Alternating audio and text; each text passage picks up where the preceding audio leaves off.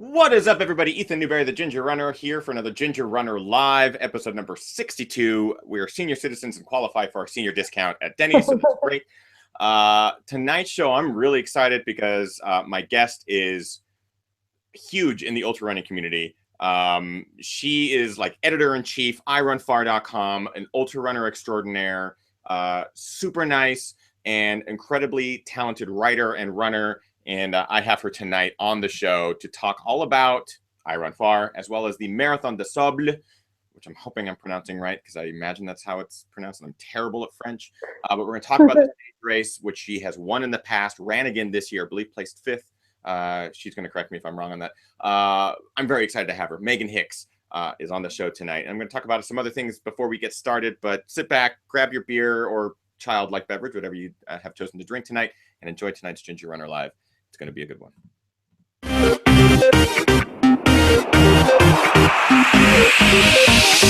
Ginger Runner.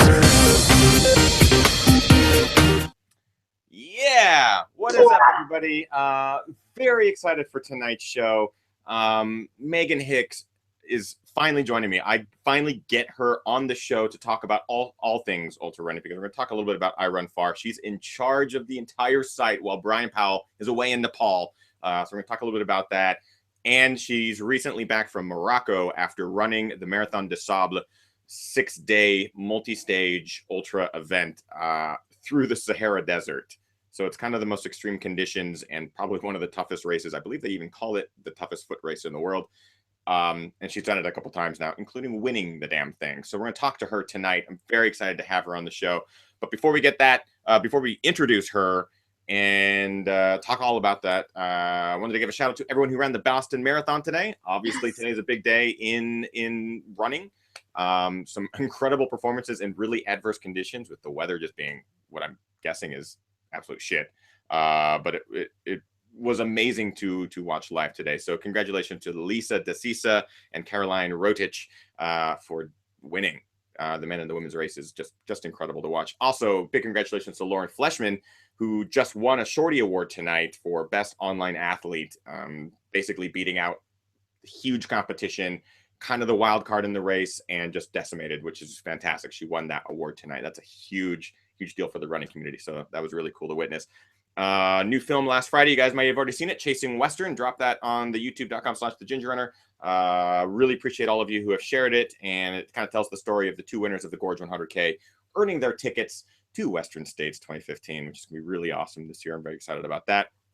And finally, a big thank you to Kira, the race director here in Southern California, for allowing me to run the Leona Divide 50K this weekend, just as kind of a last-minute trainer for the Quicksilver 100K coming up in a few weeks. She always puts on fantastic races. The volunteers were amazing, and it was really hot out there, but they took care of everybody.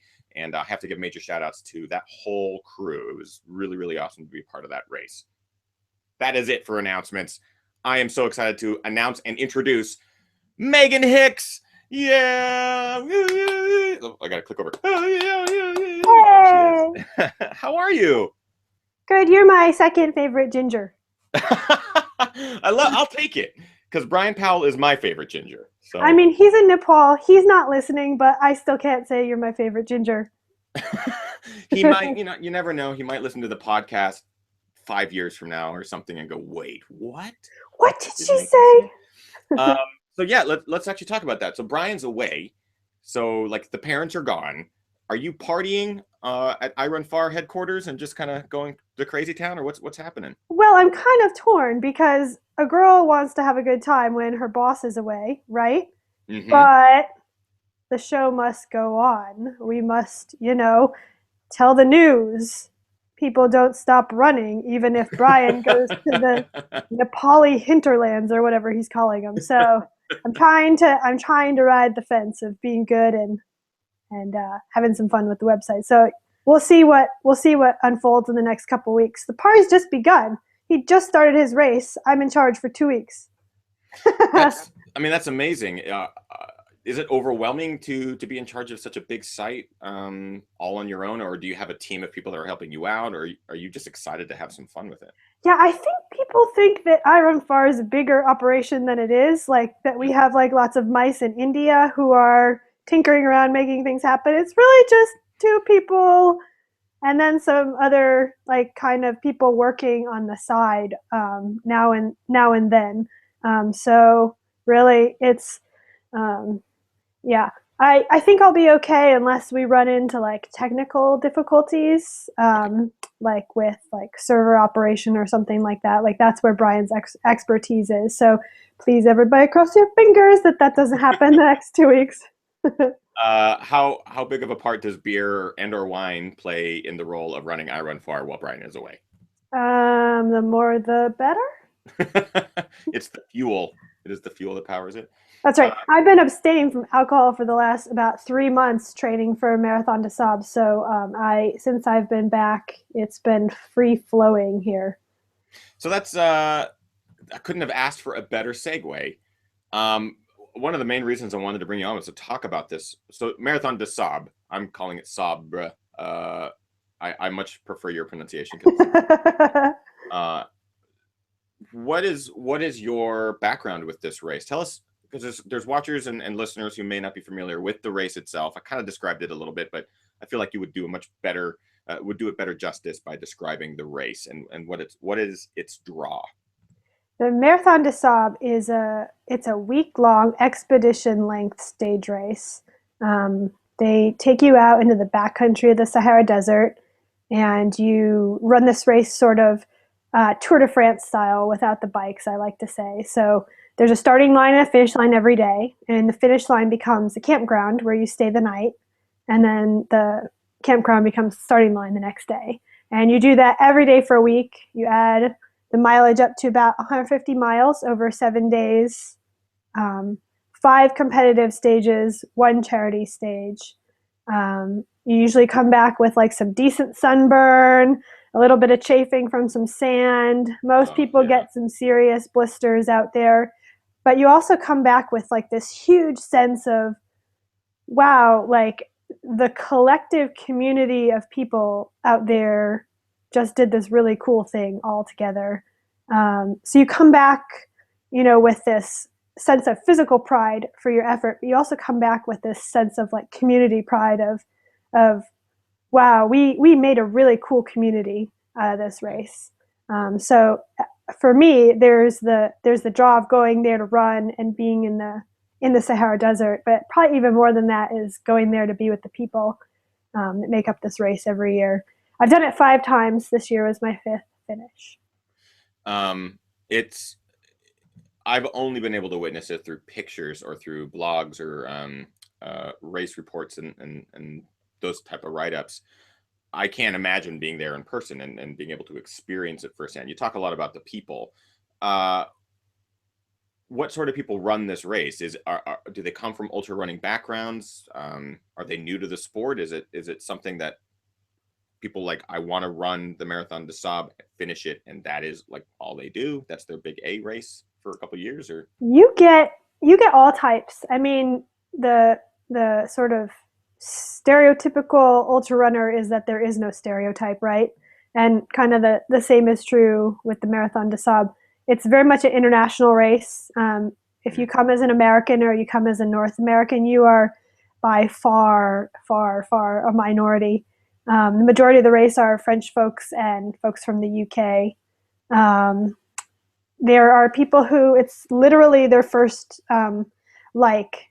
major endurance event or first ultra marathon. They don't there's no qualifications for the race. I mean, it's this huge event, but you don't have to run any qualifier. You just have to sign up at the right time, be an early signer upper, and then have a lot of money to pay to go. Yeah, and that's actually a good question.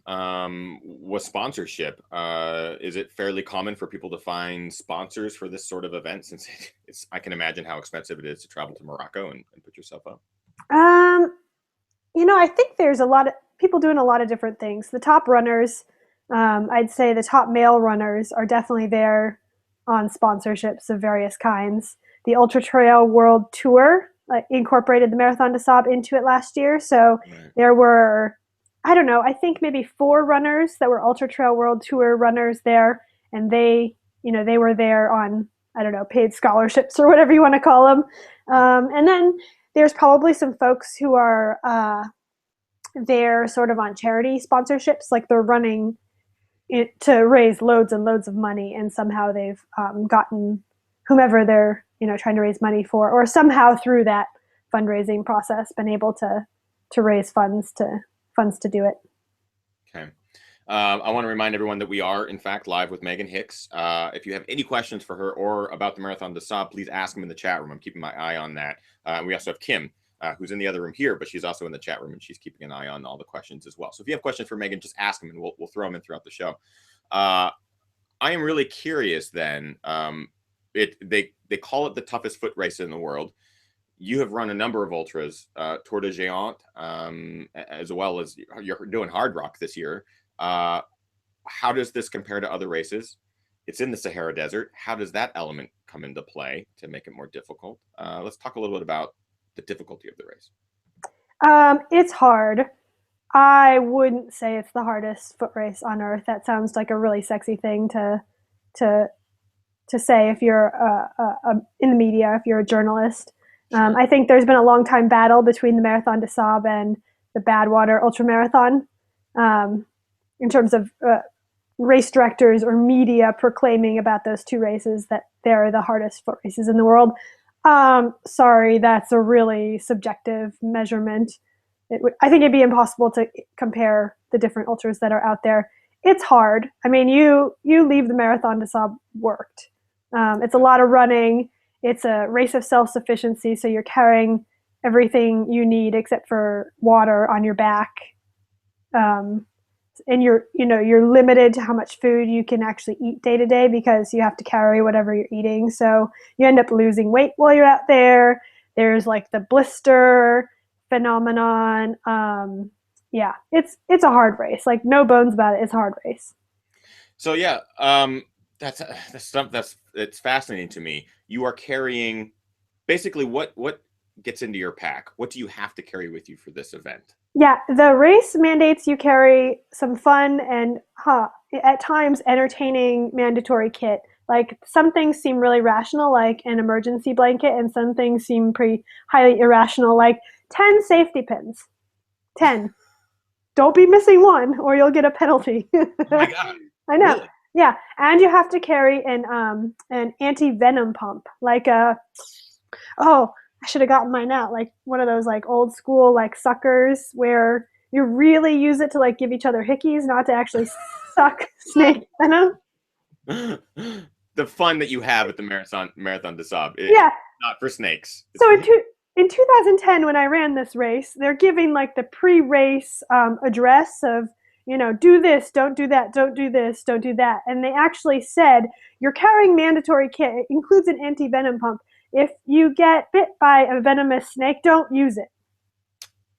But yet we carried it. Yeah. So it's extra weight, essentially, at that point. I'm pretty sure it's probably like an insurance requirement. So we all carry these yellow, like, hickey makers around the desert for a week. That's crazy. I know. And then you also have to carry your own food for all your meals? Yes, you carry all your food from the beginning of the first day to after the finish of the last day, the sixth stage, the charity stage. The race mandates you carry a minimum of 2,000 calories a day. Okay. It's basically like a rich person's starvation diet. Like, if you want to lose some weight, I have a really great place for you to go. The Sahara Desert. Yeah. With a hickey pump. So if you have to carry a minimum number of calories, do you go for like the higher fat content type stuff, which might be smaller in size, but maybe a little bit denser in weight? How do you pick your food, and what did you decide to go with? Yeah, in theory, you want to carry as light a weight as possible. Like, you want to carry the foods that are the most calorically dense. The problem is that you also are running, and depending on your goals for the race, whether you're planning to run hard or, sustain an easy effort throughout the day, like, you also, a lot of people can't consume calorically dense foods while they're running or while they're putting a good effort in.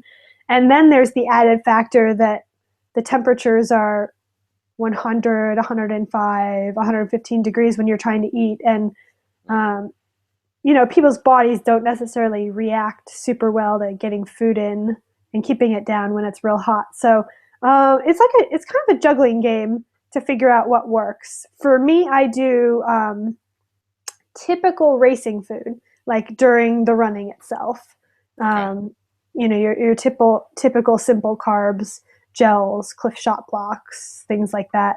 And Okay. then before and after the race, I mix in a variety of fairly calorically dense foods like nuts, things like that, with like dehydrated backpacking meals, Yeah. because those are pretty light and you get a good mix, like a good ratio of complex carbs, fats, and protein out of those, and they're real light. Yeah. But what works for me, I guarantee you, is not going to work for somebody else. It really is a study of one out there. So you've had 5 years now to kind of dial in what food will work in what scenario, especially in the heat. Um, in this case, you just brought up dehydrated camping food or long adventure food. Do you have to bring a stove and fuel as well? Is anything provided? Are there aid stations or anything like that would provide The you with only anything?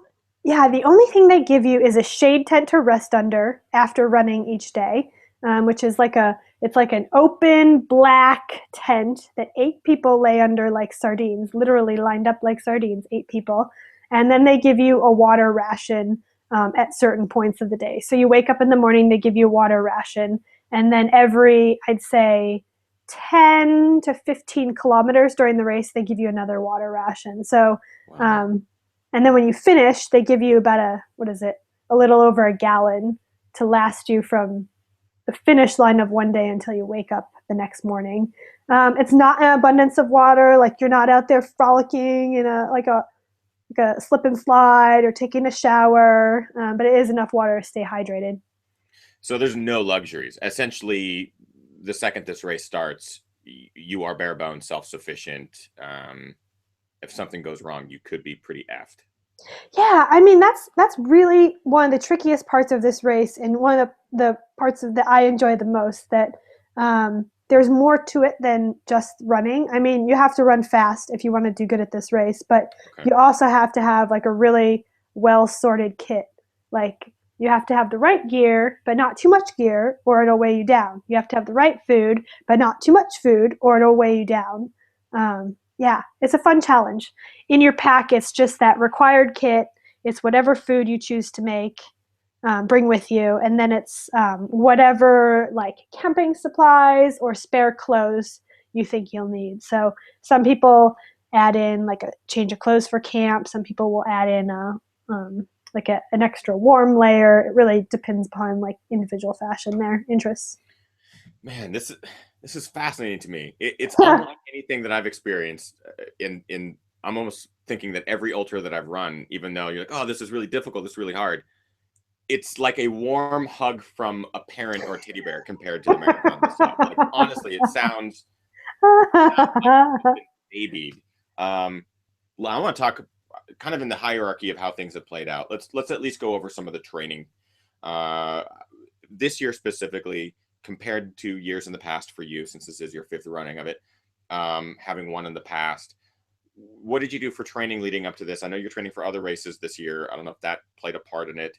And talk a bit about your trip to Morocco, maybe some of the weeks leading up to the race, and how that training comes to help you come race day. Yeah, I really went for it with training. I mean, I basically, in 2013, 2 years ago, I had a great training spell. I had a great race.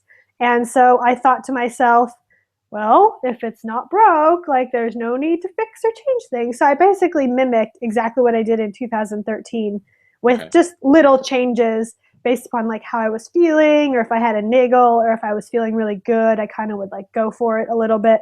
Yeah, it was basically like high volume training for a couple weeks and then back off for a week, high volume training for a couple weeks, back off for a week.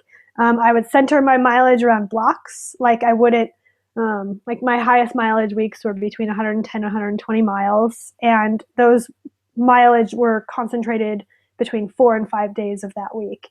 And then the other days were Wow. very light, and actually like a few of them were rest days. So I'd run long run, long run, long run, you know, easy day, medium length long run. And that was just to get the body used to being able to, run back to back to back and recover from day to day. I also trained with my pack. Your pack at the beginning of the race, it weighed about, I don't know, what was it? 18 pounds, 18 and a half pounds, which is far more than 10% of my body weight. So it represents a significant load, and it changes your running mechanics, and it changes the amount of impact each foot strike makes. It changes everything. So I trained with my pack. That was on day one that it weighed that, essentially? Yeah, and then you eat your way through your pack. Every day you eat 2,000 calories or 2,500 calories, so your pack gets lighter throughout the week. You'd think it would get easier, but it doesn't. Not quite. Yeah, we had a question in the chat room from Lori Hall, who's a frequent viewer of the show. What's up, Lori? She asked about the weight of the pack. So that I was really curious about that too. So you're like 18 and a half pounds? That's what you were saying? Yeah, 18. My pack weighed about just under 15 pounds without water, with everything I needed to start the race. And then I added about 1.5 liters of water at the starting line, which is like 3.5 pounds. So yeah, something like between 18 and 18.5 pounds when the proverbial gun went off. Still, that's incredible, that amount of weight. You think about it, 15 pounds or 18 pounds. That's a lot of weight to run 157 miles with over the course of 6 days. Yeah, and I really want to give a shout out to the little women, because, just because you're a little woman in this race, your pack doesn't get any lighter. You still have to carry the same sleeping bag. You still have to carry the same water. You still have to carry the same mandatory kit. You still have to carry 2,000 calories. So people like Liza. And the hickey pump. And you have to carry the hickey pump. People like Liza Howard, who are, pushing 100 pounds, really soaking wet Texas hot day, carrying the heavy MDS pack. I really want to give a shout out to the little women. That's excellent, because you don't really take into consideration that there are different body types, but they all are being affected by the same amount of weight. It's not absolutely. It's not like they're taking less water because they don't have to drink as much. It's the same amount. That's crazy. That's crazy. Absolutely. We have a number of questions here. This one came from Raul Engel. This is actually right before the show started. Megan, also, what kind of knee injury was affecting you from racing last year's race, and how did it affect you this year? I was injured last year. It wasn't my knee. I fell while running on an icy day. I actually fell twice, and I damaged my SI joint my right SI joint. And it just caused sort of a cascade of neuromuscular issues that took, 5 or 6 months to sort out. Don't injure your SI joint. Wow, that sounds awful. Yeah. This question comes from Brett Freeman. Did you bulk or fatten up for the start of the run? I would imagine having a little extra calories stored up as fat may not be the worst thing in the world. You're right. I think, almost any human body has enough fat at any given time, even really skinny racers, to withstand the weight loss that is the race. But everybody who has been racing for a while knows what their perfect racing weight is, and everybody also knows that being at their perfect racing rate is also a pretty delicate place. You feel really fast and zippy, and you are really fast and zippy, but I think a lot of people become a little bit more it's a little bit easier to get injured when you especially women, when you have a little bit less than normal body fat. So yeah, I think that's definitely a personal decision. I always take to Marathon des Sables a couple extra pounds than I hope to take to other goal races where you aren't dependent upon sort of that starvation diet, and you aren't expecting to lose 4 or 5 pounds over the course of the week. Just because I know when I'm at my racing weight, I become a little bit more susceptible to injury. Now, does Marathon des Sables, do they do any sort of weigh stations? Do they weigh you at the end of every day? Basically, is there any reason why they would need to pull somebody for medical reasons without the runner necessarily wanting to be pulled, I guess? Oh, they don't weigh you.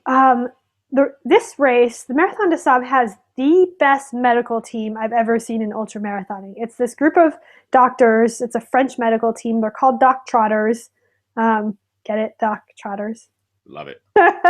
They basically have a roving hospital out there. They've conducted surgeries. They've brought a man who was having cardiac arrest back to life. They treat everything from like wound care, blister, feet management type issues, all the way up to, people who have cardiac events, broken bones, appendicitis. Wow. Yeah, I mean, they're masters of their trade. If there's any race that you want to get hurt or sick at, it's this race. Doc Trotters tries their best to keep everybody in the race. In 2010, I got a little sick during one of the stages, did a lot of vomiting, had to get a couple bags of IV fluid to feel better. And, when you're in the depths of like feeling really sick, you're like, oh, I want to quit. I hate life. Take me home to the USA. And they're like, stand up and keep going. You're all the way here in Morocco. You're going to finish this race. There's no reason not to. So their goal is to actually like get you going as fast as possible. That's awesome. Yeah, it's really cool. Yeah, props to Doc Trotters for sure. I love that mentality that you've paid to do this trip, you've traveled all this way, you've done all this training, and the last thing they want you to do is give up. I think that's really cool. It's awesome. I mean, there are some people who really do some suffering to get to the finish line of this race, but Doc Trotters supports them all the way, puts them back together as best as possible. That's really cool. Yeah. Something that we didn't get to talk about necessarily with training was heat training. This is something that I'm having to deal with now, training for a race that's going to be, what I've been told, in hot conditions, nothing compared to the Sahara. What do you do? What are some of your tricks, your techniques, and what did you do leading up to this year's race? I know that I saw the puffy jacket picture. I got to call it out. And I think you might even have, there it is, the puffy jacket. Talk to us a bit about that. How did you to train for this? Well, first of all, we should probably talk about heat science. Like, heat science tells us that you can do your best acclimation for heat training the last, I think, 2 weeks before a race. Okay. And the best training comes by doing exercise bouts that mimic as closely as possible what you want to do in your race, like the actual heart rate that you want to perform at during your race, or the actual effort that you want to perform at during your race, by doing brief but replicated bouts of training in the heat, and then leaving the heat again. So expose yourself to heat, run in it how you plan to do your race, and then leave the heat so your body can recover. And do that, as much as you can in it's like approximately 10 to 14 days before the race. I know the heat scientists out there are probably going to correct me on the details, but it's something pretty close to that. And is there some sort of prolonged period of time? Is it a fraction of total time, or does that play part? Yeah, I think I'd have to go back and there's a really good article on I Run Far by Dr. Bill Henderson that was published, I think, back in 2010, if I'm not mistaken. But all the science is still correct to my knowledge. But I think he recommends bouts, exposure bouts, somewhere in the hour to 90-minute range. Got it. Now, explain the puffy. You've had some of your friends and fans comment about the puffy, and the picture on your Instagram is amazing. Yeah, I was doing some heat training in a sauna in Utah, and it just wasn't feeling hot enough, so I wore the puffy.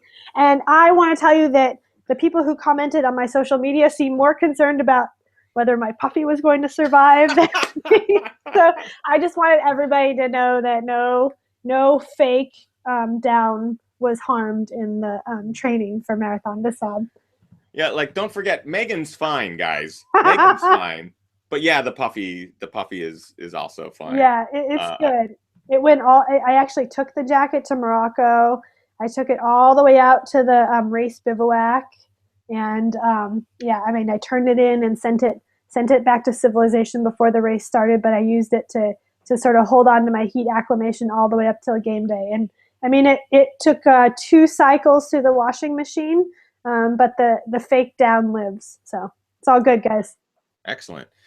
Now, I definitely wanted to kind of talk about the culture. Going from Utah, going from the United States to Morocco, to the desert, to the Sahara, to live out of tents with strangers you don't know.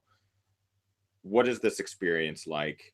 Try to paint this scene for us. We talked a little bit in the pre-show, and it kind of blew my mind a little bit. Sounds like a crazy party. Yeah. Can I start with talking about Morocco itself before we talk Yes, about the race itself? Because, absolutely. yeah, this was my 5th visit to Morocco, and I'm pretty sure I'm going to be a lifetime like returnee to that country. It's a very special place. It's incredibly diverse landscape wise. It has sort of like verdant agriculture all along the coastline with the ocean. And then it has these really tall mountains, the Atlas Mountains, and they kind of like stand as like climactic guard to the landscape that's beyond them, that is the Sahara Desert. And so once you pass, like as you're traveling towards the Sahara, you'll like pass over the Atlas Mountains, and you'll kind of empty out into this land that gets progressively less and less green and more rocky, and then more just sand. And you make your way towards the Sahara. So landscape wise, Morocco's just a really special place. Culturally, it's a Muslim country, but it's a progressive Muslim country. So it's a place where um, you feel welcome as an outsider. You feel welcome as a woman walking around on the streets. Moroccan culture is extremely open. Like everything is conversation based and interaction based.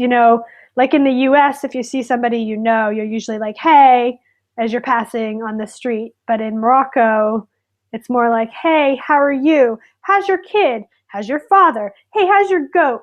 Hey, did I see you walking down the river last week carrying something blue? What was that blue thing you were carrying? Oh, I went to your great grandma's uncle's funeral 3 weeks ago. It was really good. That's what an interaction, like just Wow. a passing greeting on the street in Morocco between like 2 locals turns into.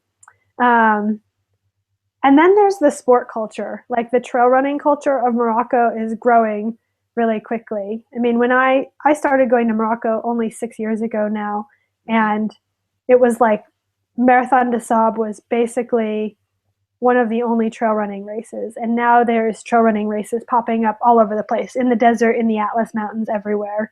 Wow.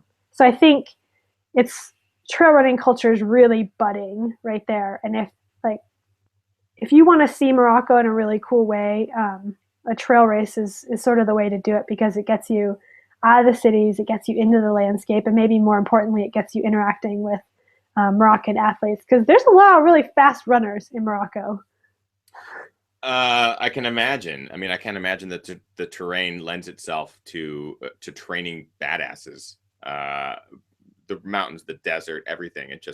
I can imagine it's pretty intense. Totally. I mean, there's been multiple Olympic, runners, track runners, marathon runners who've come out of Morocco. It's Moroccans who kick ass every year at this race. Yeah. And basically every race, like, don't think that you're going to be a white guy who's going to go and beat a Moroccan on their home territory. Like, really, like, good luck with that. Yeah, they train and live and work in the Sahara here on a yearly basis. So yeah, you're screwed. So it sounds like a magical place. Do you have this kind of romantic affinity for the country now that you've been there for a number of years? Enough so where you would travel there just as a tourist, less so for a specific race or anything, and more just to kind of go experience the culture on a regular basis? Yeah, for sure. I keep saying that. I keep saying the next time I go to Morocco, I'm not running a race. I'm going to just, have fun. Because believe it or not, I've been there 5 times, and I've spent the majority of my time in one region of the country, like, where the Sahara Desert like pops itself up into Morocco. There's so much more to the country that I haven't seen. I really need to stop racing and go and just enjoy that country. Yeah, take the extra time Yeah, to for travel. sure.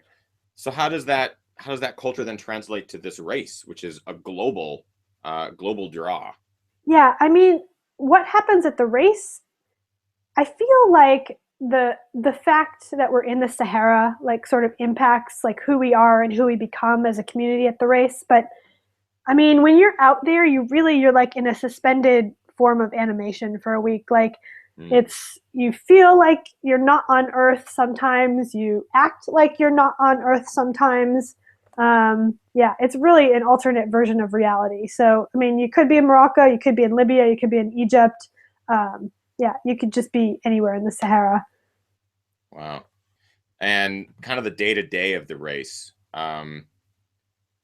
coming into the finish line, setting up camp, surviving as best as possible, waking up the next morning. Kind of what is that day to day like? And maybe how has it changed for you now that you're 5 years into this, being very familiar with that experience? How has it changed, or how have you adapted how you live there for 6 or 7 days in the desert on your own?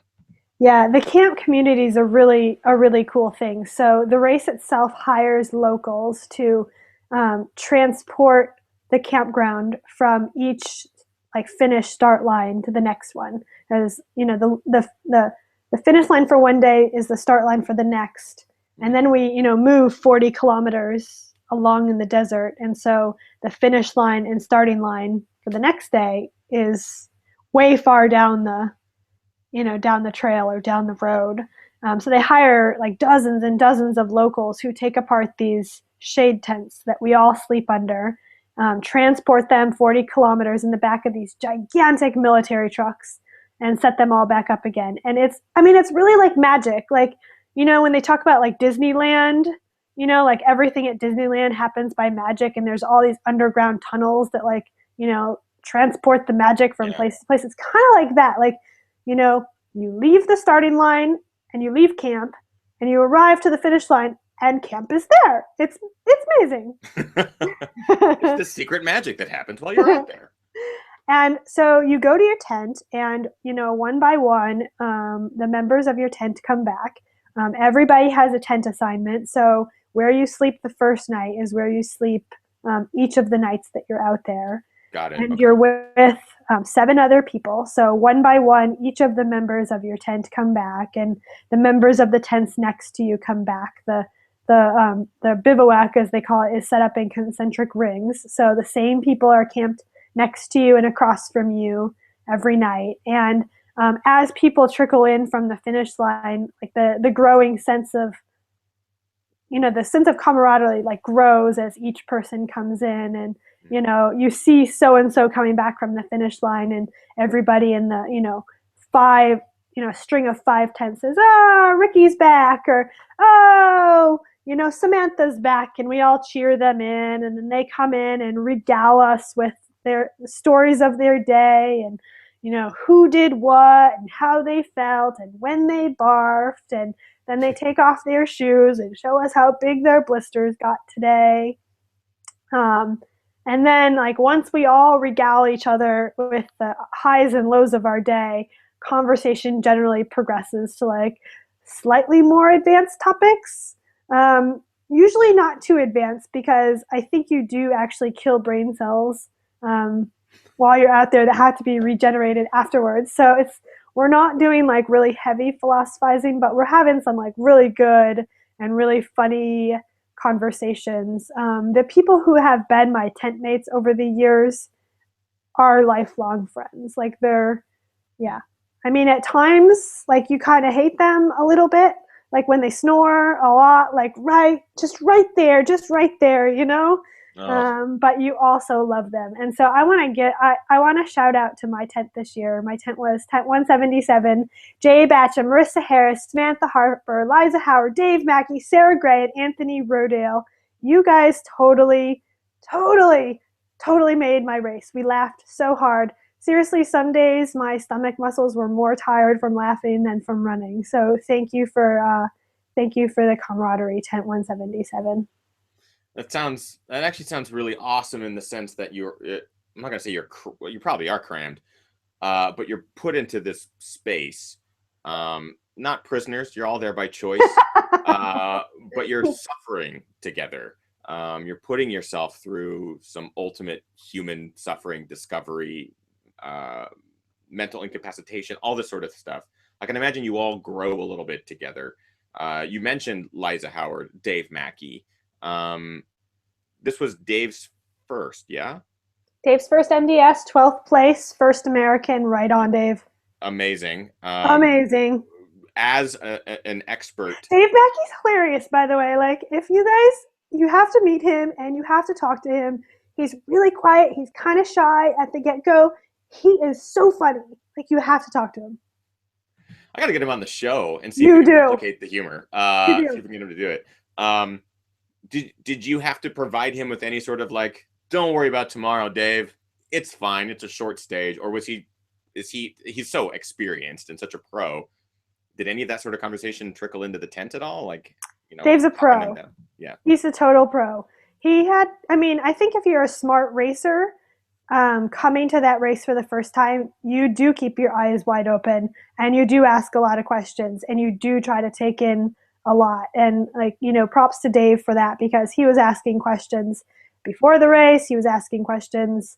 Like months before the race, he was asking questions days before the race. He was asking questions of, people who'd run the race a bunch of times during the race. I think he was, constantly trying to get the best out of himself out there, and I think that included like trying to learn from people. But he's like this super calm, super chill guy. He kind of like takes things as they come. He had a really good attitude for success at that race. That race requires a lot of flexibility to kind of bend and get around whatever personal hangups you come across. And yeah, he did really well. It was fun to watch him. Now, as an experienced MDSer, some of the biggest challenges. So over the years, you have finished this a number of times. You've won the race. Maybe this year, was it any different than years previous? Or what are some of the biggest challenges that you, or maybe even a first timer, might experience at the Marathon des Sables? I think the challenges evolve like based upon your goals. Whether your goal is to finish your goal is to run as hard as you can. So I can probably only speak to the challenges of like trying to run as fast as you can every day. I'd say the biggest challenge is tempering yourself, like tempering your effort. We're used to one day races where, you kind of want to show up to the finish line spent and dirty and like busted kneed and whatever it takes. At this race, you want to show up to each finish line feeling about as good as you felt at the starting line so that you can do the same thing the next day. So figuring out the right pace every day, that's really hard. I'm not going to lie. It's not easy to not eat very much for a week. Just imagine like your biggest bout of, your biggest training week you've ever done and like all of the food that you enjoyed. Oh yeah. Before, after, all the food, all the time, all the beer. Please give me the hamburger now. You don't get any of that. Wow. You really have to ration your calories. It kind of goes like this. Like 1 p.m. you finish running for the day. Oh, look, I have 200 calories to eat between now and 5 p.m.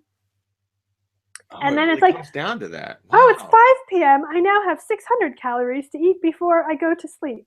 That's how it is. That's it. Wow. Yeah. Yeah, because you can't overeat because then you're eating your meals days from now, essentially. Yes. Wow. You also I have to safeguard my food for tomorrow and the next day in a bag, another bag that I don't get to look at because if you look at it, you want to eat it. So not eating is, you get used to it, and the more you do it, the easier it gets, but it's never very fun to not eat.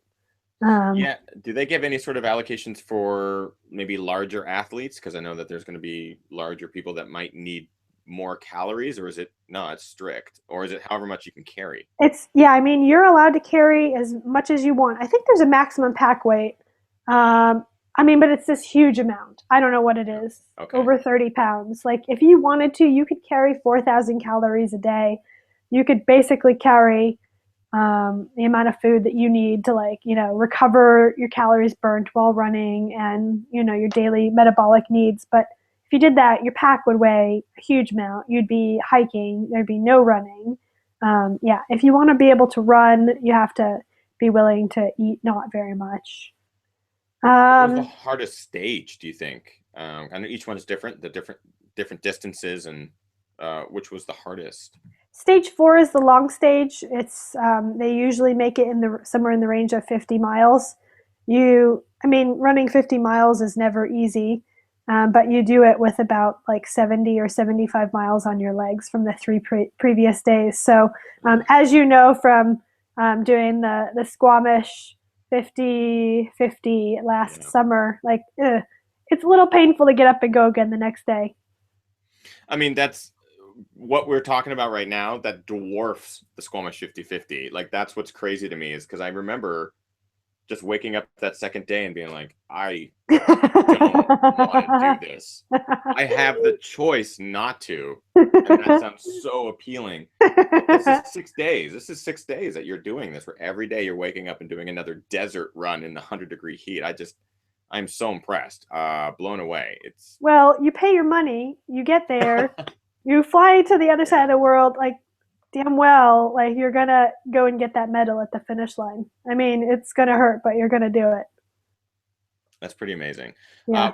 We have so many questions from the All live chat right. room. I am so sorry that I have not been able to get to these guys, because I myself have so many questions to ask Meghan. This one's going to come from Jonathan Pope. Meghan, how long after the race are you still finding sand in your running gear? Well, I'm actually visiting with my mother right now, and I feel really bad for her washing machine because I've been abusing it the last couple of days. Yeah, there's sand in my shoes. There's sand in my pack. I've washed things a couple times. We'll keep seeing sand for another couple washes for sure.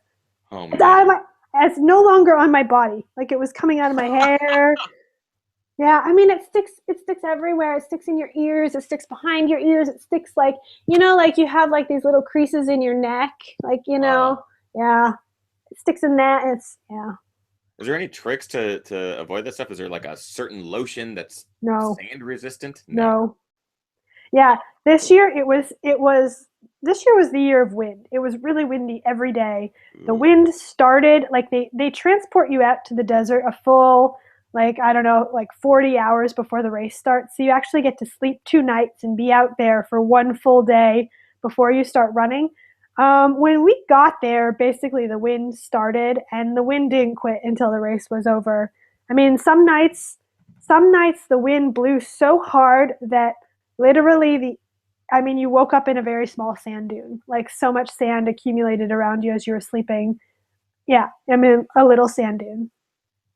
That's crazy. Mitch in the chat room is also asking questions that Hey I was going to Mitch. ask you. Gear.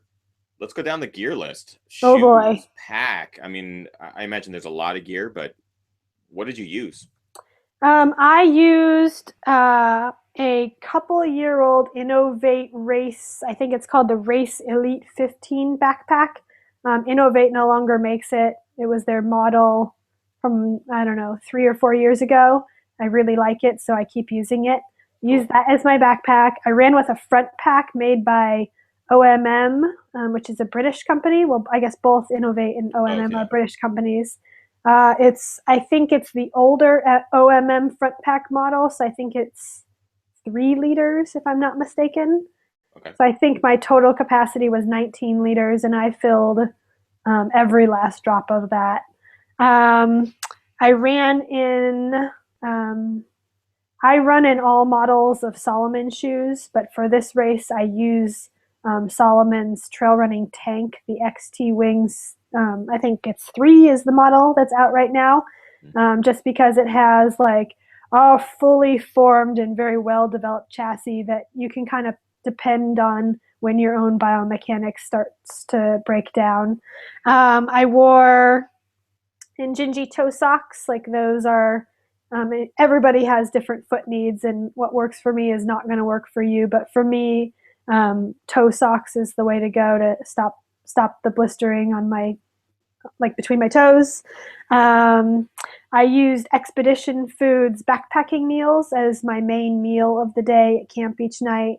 Cliff Shot Blocks, Goo Roctane, a little bit of V-Fuel gel, yeah, some mixed nuts, some, I used Omni bars made, made by, they're blanking me, folks in Montana. Fantastic bars, Oh. loved them. Not for while I was running, but as like a protein source back at camp. What else? I used Any sort of compression or any sort of night outfit or anything like that for recovery? My night outfit was a $7 Tyvek painting suit. Yes, that's awesome.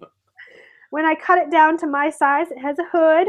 It zips up the front. It's got like full cover, arms and legs. When I cut it down to my size, it's like 109 grams. You can't get a shirt, hood, and pants for anything that weighs less than 109 grams. So it blocks the wind. It keeps in your sweat, which is just really lovely. But it does the trick in blocking the sand and the wind. I never would have thought of that. That's brilliant. Would you use that in place of a sleeping bag then? Would you just be able to sleep in that? Yeah, one of the mandatory kit items is in fact a sleeping bag. So I carry the Western Mountaineering. I think it's called the Highlight. It's like a 1 pound bag or a 15-ounce bag that's rated to, sorry, Western Mountaineering, I'm going to say somewhere between 32 and 40 degrees. For me, that's, yeah, it gets down to the upper 50s there at night, but my body runs cold, especially when it's calorically deprived. So that one works great for me. We've got more questions here. Kimosabe 75. Is there a cutoff time each day or night for you to continue the run on the next day? So if you don't make a certain time, are you not allowed to continue? There is a cutoff every day. It's a very generous cutoff time. You can essentially hike the MDS if you want to, and not run a step if you can. Keep a good hiking pace going. I think the cutoffs for the first 3 days, which are usually between 20 and 24 miles in length, those cutoffs are 10 or 10 and a half hours. And then you have a day and a half to do the 50-mile stage, which is a long time. You can actually like camp out, stop, have a meal, put your legs up, watch the sun, watch the stars, and then still get to the finish line in time. Generous cutoffs. I mean, you do have to keep moving, especially on those shorter days, if you're not a super fast-paced person. But yeah, you can hike the MDS if you'd like to.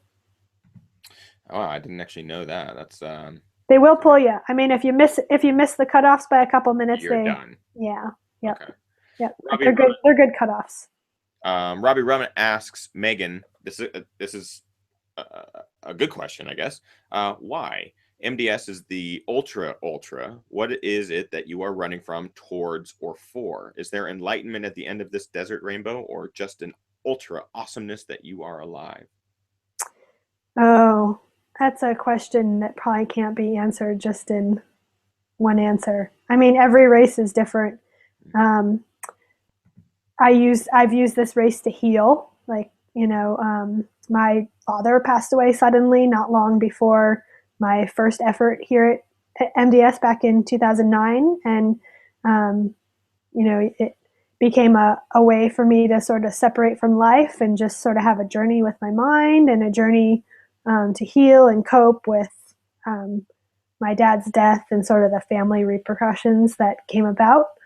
I go to this race to test myself. For me, I really enjoy like the combined challenges of running, of like figuring out how to expend the right amount of energy each day to like get the most out of yourself over multiple days. I like the challenges of putting together a kit that, allows you to go fast but has what you need. Like, that's fun. So I've done this race to push myself. Over the years, I've made a lot of friends, like Moroccans, who do this race, or other Moroccan runners who live, who don't do this race every year, but I get to see by going to Morocco. And then the friends that I have that come to this race, people I might, you always say that after you've been to an ultra marathon that I met so and so, and I probably never would have met them if it weren't for ultras, because we're really different people. But now we're going to have a lifelong friendship because of it. I mean, there's people that, man, like all the things we share and the conversations that we have, like you're taking that all the way to your grave. Like it's some really special stuff that goes down out there. It's to try to like put the experience into words, into a paragraph, into like one little soliloquy here is really impossible. Everybody has their own journey out there. I have run towards things. I've run from things. I mean, in the end, it's a big fat celebration of life, and you get out of it what you put into it, for sure. I love it, because throughout this conversation tonight, a race that I have always deemed like, nope, never. Why? Oh, the ginger runner wants to run Marathon des Sables. You may have done it, and this is what your last answer was pretty much that cherry on the top, because have a cupcake, here's the race. I mean, it's like why else would we want to do what we do, except for those types of experiences, those kind of life-changing, life-altering. You put yourself in these positions and learn from them, and it's such an individual thing. Everyone will run an ultra for a different reason, or run long distances for different reasons, but I feel like everyone that's done an ultra or done a marathon, or run long distances, has had some sort of change. Yeah. Whether it's a mental or physical or anything like that, something in their life has changed, and it's kind of altered their path a little bit. So you've just made a marathon that has, or a stage race, I guess, an adventure that has never sounded appealing to me, because I melt in the heat. I'm terrible with heat acclimation, as this weekend's race is testament, but made it oddly appealing in like the greatest way possible. For those of you who are watching live, we are going to move into the post show. I have so many more questions to ask Meghan here that I've taken from the chat room. Before we move into my final segment with you, Meghan, I just want to know what's next for you this year. I know you have a huge calendar. What are you training for next when you are ready to start training? Well, currently I am training with alcohol consumption. I'm taking 3 weeks of rest, which for me is a good amount of time to recover from a big thing. And for me, that's 8 or 10 days of doing absolutely nothing, followed by like a gentle return to training. And then I'm gonna put my heart into the Hard Rock 100. Like, the lottery gods shined down upon me on that December day, and I fear the Hard Rock course. Like, yeah, I fear that race a lot. You've been there. You've experienced it, as far as tracking races and doing I Run Far interviews and all that stuff. You've experienced it firsthand. It still terrifies you. Yeah, I've actually run almost every mile of the course, like as a training run, in separate training runs. Okay. Being out there, and there's no part of the course that I don't like. I mean, there's parts where you're like, really again, but it's all beautiful, even if you're climbing something just that's kind of stupid. But I am truly terrified of thunderstorms, and I know I'm going to get to run through several of them during this race. So Hard Rock puts the fear of God into me, but I'm really excited to give it a go. So I'm going to put my heart into training for that. Handy's Peak never fails. Adam Campbell, you are not pacing me. Yeah, I had him on the show, and just hearing him talk about it like it's not a big deal. I'm right. Like, how are you saying that this is not a big deal? Oh, he just got struck by lightning. I was like, what, dude? How are you? I don't get it. Like, that man is a beast and a monster. I felt the exact same way about him. Like, he was so casual about, like, right. He came to the finish line. He's smiling. He said he feels good, and then he's like, oh yeah, I got struck by lightning or I got a glancing blow by lightning on Handy's, and everybody's like, wait, stop. What? Just nuts. I can't thank you enough, Megan, for coming on the show. It's always a delight to talk to you. You're awesome and super inspiring, and the chat room is going crazy. They love you. They love this whole show. What I do with all guests that I haven't had on the show before is I do a little segment called Quickie Question Quiz. I have a series of questions. They're very easy. I just ask them to you rapid fire, and you answer with pretty much the first response that comes to mind. So you let me know when you're ready, and I'll just start. Let's do this, bro. What was your first race? Oh, some track race running for Totino Grace High School in Minnesota in high school. Shout out to Totinos. Yeah. Favorite running movie? Oh, shoot. I just watched McFarland over the weekend. It was so good. I haven't seen it yet. People have said it's great. Yeah. I think I know the answer, but trails or road? Trace. Your favorite place to run? Oh, all of them. I live outside of Moab, Utah, and I love it. What is your bucket list race, number one?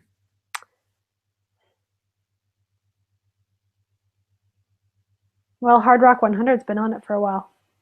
And you're going to get to do it, and that's excellent. I get to do it. Guilty pleasure TV show? I don't have a TV. Now, see, I love that question because so many ultra runners, they say the same thing. Favorite post-race indulgence? I haven't had it yet for this race, but coconut ice cream. Ooh, sounds good. And your current running kicks, your current go-tos? Probably anything Solomon. Like, I've got all the models, love them, fit my feet great. That's it. That was a quickie question quiz. A lot of cues. So yay! great job, Megan. You survived. Totally survived. For those of you who are watching live, stick around because I've still got many more questions to ask Megan in the post show. But before we let her go, Megan, where can people find you on social media? Go follow her. You can find me on this great website called irunfar.com. Thank you to all of our fans and followers for making us such a happy group of people. Do it. If you don't already, go follow iRunFar on Twitter. Go to the website, support the articles, comment, be a part of the community, buy stuff from their online store. First ultra gear I ever bought and continue to buy is through the iRunFar store because they always have really good discounts. And you also are dealing with like an individual person who is there to help you as opposed to like a corporation. So it's great. So go support. You guys know the deal, irunfar.com. And a big shout out to all of you who are watching tonight live. I appreciate you. Thank you so much for tuning in live every Monday, 6 p.m. Pacific Standard Time. We'll be back next Monday, of course, with another Ginger Runner Live, episode number 63. And that's pretty much it. Go check out Chasing Western. Subscribe to this YouTube channel, youtube.com/thegingerrunner. Follow me on Twitter. It's @thegingerrunner. Facebook is @thegingerrunner. On Instagram, it's @Ethan Newberry. That is pretty much it. We're going to move into the post show because there's so much more to talk about with Megan. Really, really awesome guest tonight. So make sure you go on the social media and let her know. Thank you for dropping by the show. We'll see you guys in the post show. You got it. Hang tight.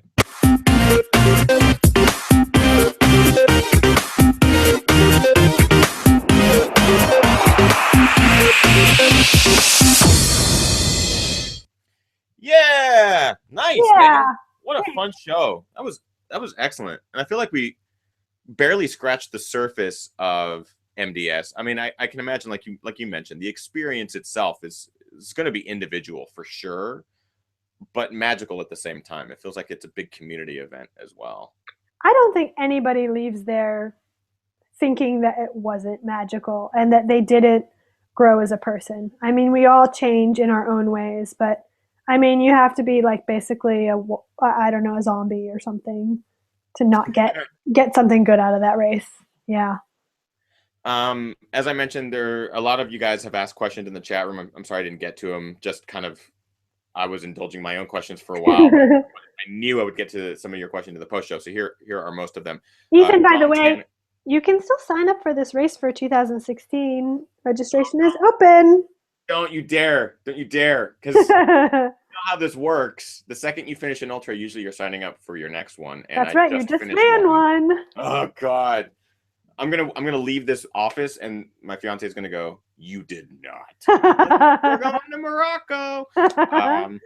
John Tanner says, Megan, what's the biggest difference between a stage race like Marathon des Sables and more traditional 100-milers? Mental, physical, active running, or nutrition? Well, the first things first, I should say I am not an expert on 100 milers. I've started two of them and finished one of them. So actually, the Hard Rock 100 this summer is going to be kind of huge for me because I don't play in the 100-mile realm very often. Yeah.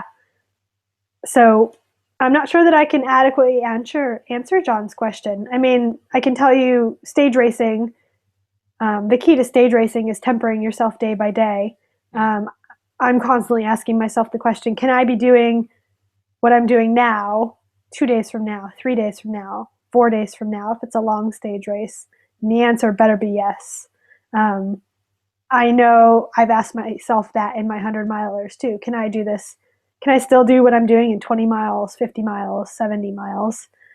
So I'd say the scale of tempering yourself changes between stage races and 100 milers.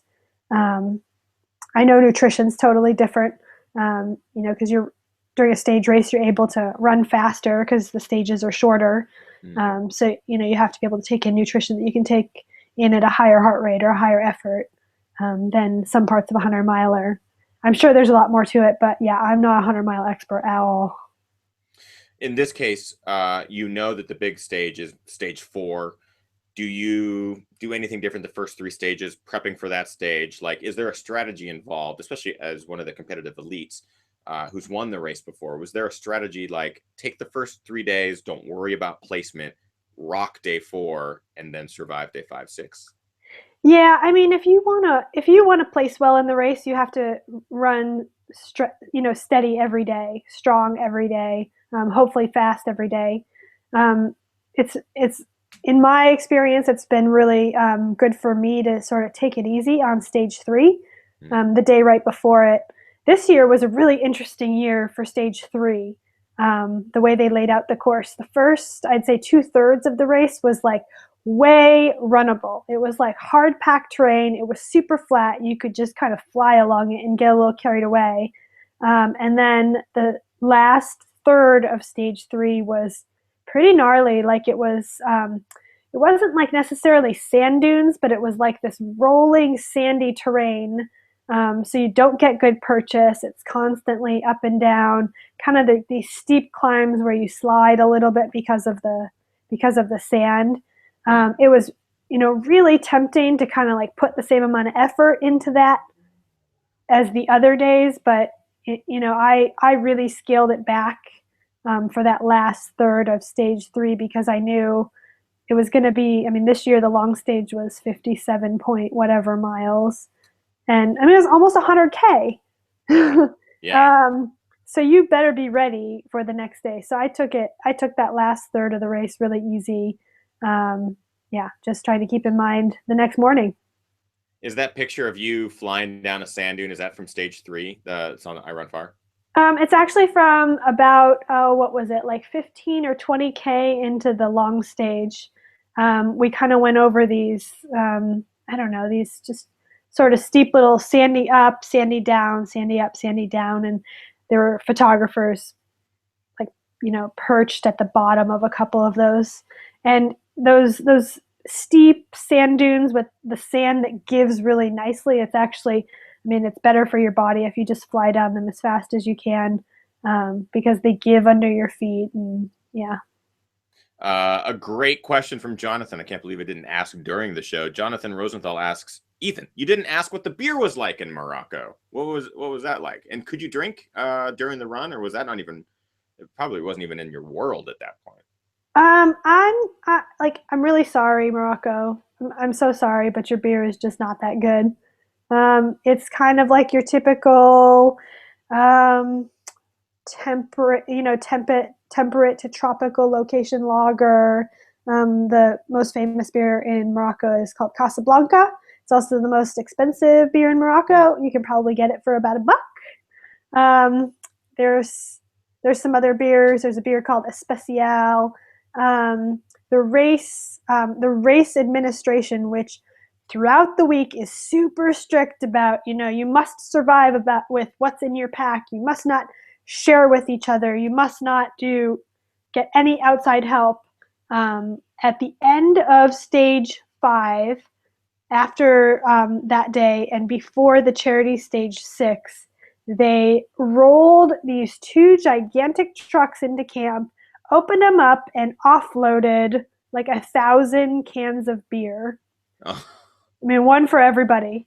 Wow. I think it was a special beer. I think. Sorry if I'm getting that wrong, people. I didn't really care how it tasted. It was 150 free calories, and it made you feel really happy. And yeah, that was awesome. Like, way to go, MDS race administration. Like, you won that day. And that hasn't happened in the past. This is kind of a first thing this year. They usually treat you with a soda. The long stage, they allot you 36 hours or 35 hours to complete the long stage. And so that's, the race starts the morning of one day and then it ends at about sundown or a little before sundown the next day. And they usually treat everybody to a can of soda on the afternoon of that second day. So some people have finished the night before and have been resting all day. People have been trickling into camp all day long. You're pretty strung out on that day. Like, let's not kid ourselves. We just ran a 50-mile stage after 2 or 3, moderately long stages. Like, we're worked, and they usually give us a can of Coke or some other soda. But this year they did that on the second day of the long stage, and then the next day they gave us a can of beer, and it was awesome. Wow. Yeah. Zev Robbins asks Megan, any plans to do the 4 deserts? Not in the near future. I have this race that I'm pondering right now, and Brian will probably kill me for telling people, but I'm thinking about this a desert race in Asia in the fall. We'll see if it comes to fruition. He is doing the Mustang right now, right? Yeah, Brian is doing the Mustang Trail Race, which is in the Mustang region of Nepal, which is in the vicinity of Annapurna. I guess in the Annapurna Conservation Area. It looks outstanding from everything I've seen. I'm incredibly jealous, but stoked for him that he's there. Yeah, I've seen a number of videos of the Annapurna. I think it's the Annapurna Loop, or it's some long loop there that just looks incredible. Yeah. Jasic Tommen. Hello, Megan. Great accomplishment, but I got a question for you. What now? How do you feel after such a run? What are your next targets? Well, I'm signed up for Hard Rock, so I'm going to give Hard Rock a go. After that, I have no race commitments for the rest of the year. I kind of think Marathon des Sables and Hard Rock might be a good 2015 if I get to the finish line of both of those races. I'm still pondering whether I want to give Marathon des Sables another shot or not. I kind of said 5 times.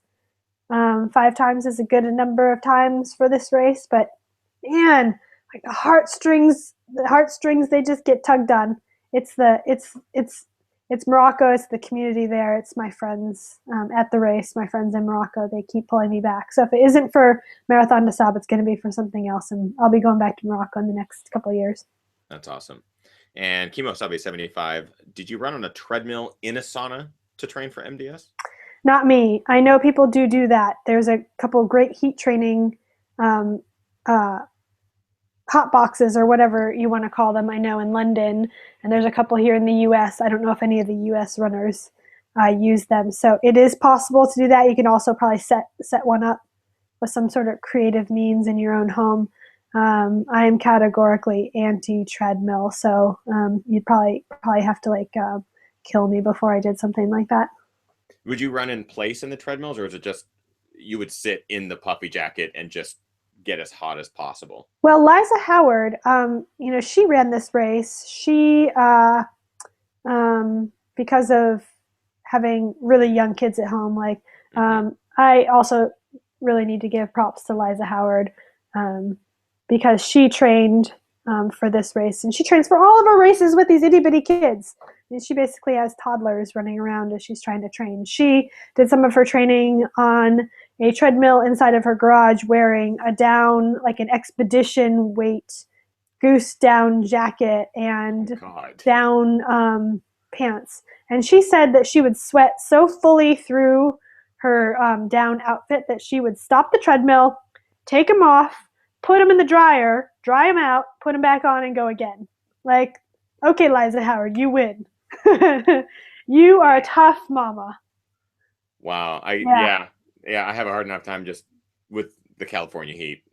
I can't imagine putting on another 4 inches of down and then working out. That's incredible. Incredible dedication to the I know, for sure.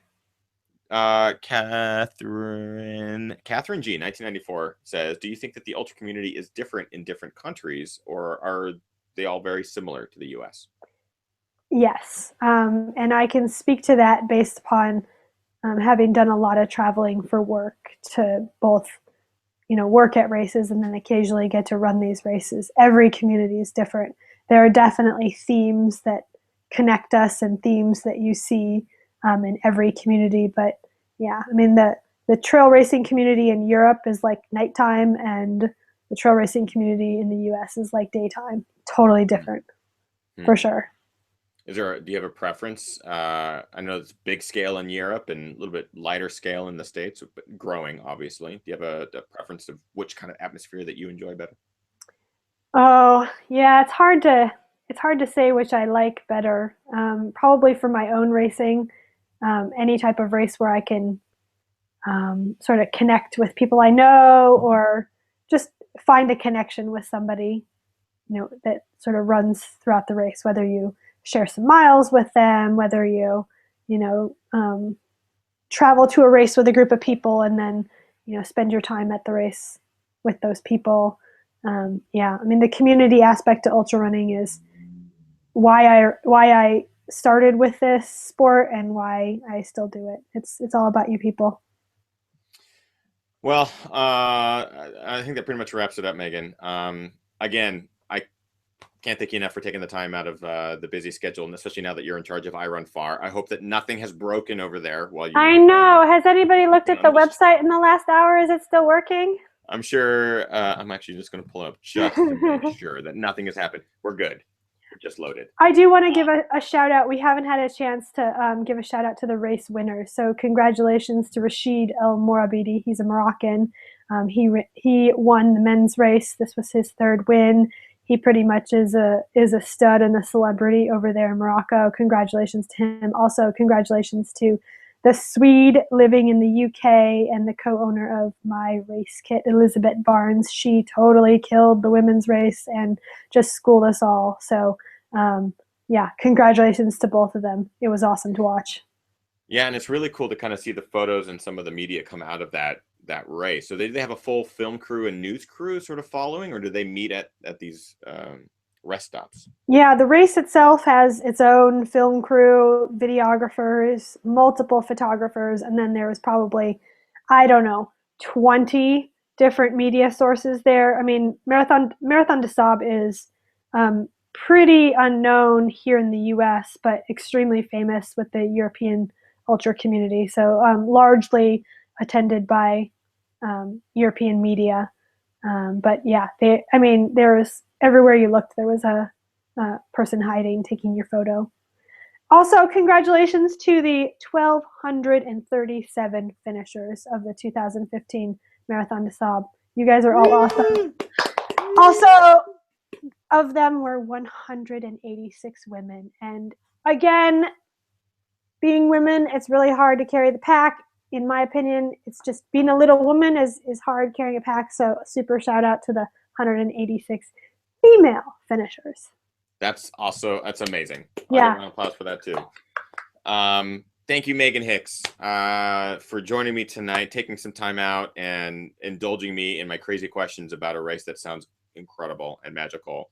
And hopefully maybe this inspired some of you who are watching live tonight to look into it, to research it, to see if it works or something that you want to add to your bucket list to maybe do in 2016. Who knows? Again, go follow Megan on Twitter. It's at Meghan Hicks or at iRunFar. Also go to irunfar.com and support them in any way possible. They're like at the pinnacle of the ultra running community here in the United States and globally, really only ones doing what they're doing. Help support them in any way that you guys possibly can. Thank you, Meghan. Very much appreciate it. Thank you to my second favorite ginger. I love it. We'll take it. You guys who are watching live, again, tune in next Monday. Every Monday. Thank you. Pacific. This has been fun. Bet. We'll see you guys next week. That's it. Good night.